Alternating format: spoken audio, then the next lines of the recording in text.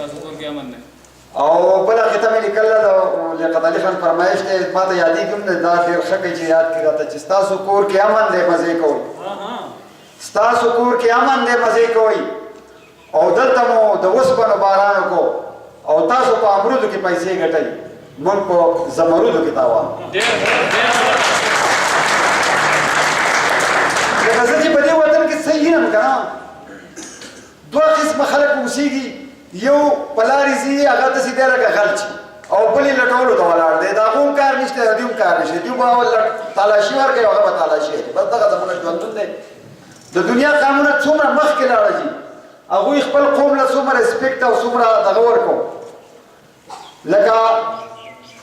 زمونږ او د هغو په ژوندون کې د سپو د ژوند او د سړو د ژوند په دغه کې فرق دی دا ملک خو موږ ډېره نه وغوښتلی چې موږ به پکې داسې کېږو نه روزګار شته نه کارخانه شته نه د عزت نفس پروټیکشن شته چې د یو سړي جایداد او مال او عزت په تحفظ الټا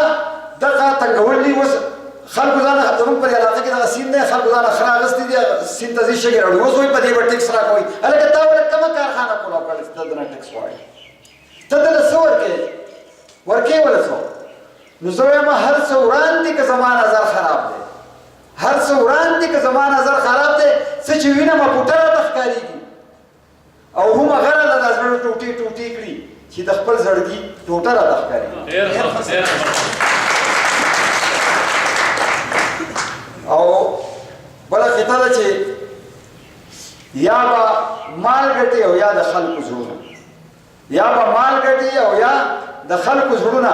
چې یو چیز ګټي په بل کې به تاوان کړي چې یو چیز ګټي په بل کې به تاوان کړي او شهادت به څنګه حاصل کړي چې مړ نه شي شپېلي نه والی کېږي چې ساتوان کړي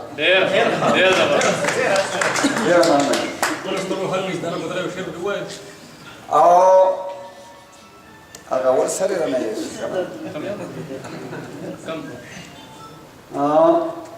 دا مې لیکلي کله کله خوشبینۍ کې اخته شمه زه وایم ښه خوشحاله زندګي کړم ملګرو ښه خوشحاله زندګي کړم ملګرو چې په کور کې غوړي وړو چیني او پۍ وي او په بازار کې د باچا په شانې ګرځم چې په جیب کې مې 500 روپۍ وي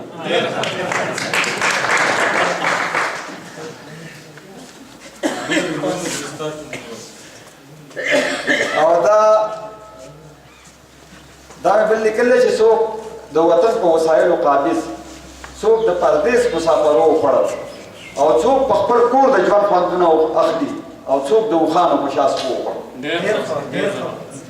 او بله قطعه ده چې ستا د نازونو اداګانو لوګې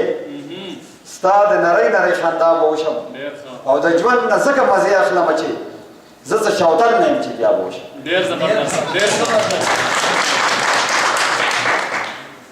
او د پرون یادونه ښه بلها خواږه دي د پرون یادونه ښه بلها خواږه دي نن هم ښه دی چې ځواني د لیونتوب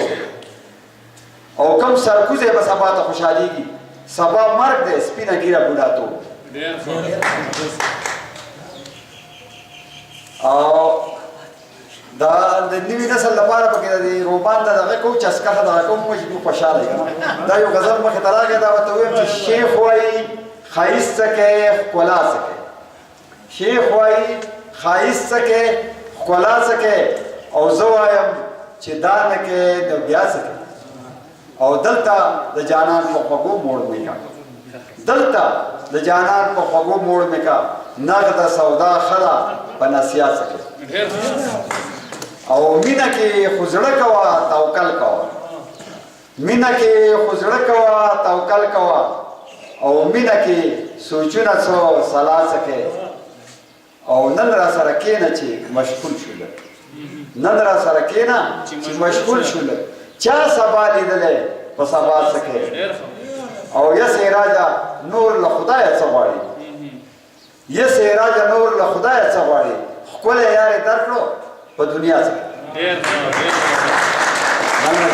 ما ته یوه ورځ ما په پیپر کې دا ویله ما ته ټلیفون شو ما ته سیراج صاحب خفه کېږي ونه ښکلی یار دې څوک دی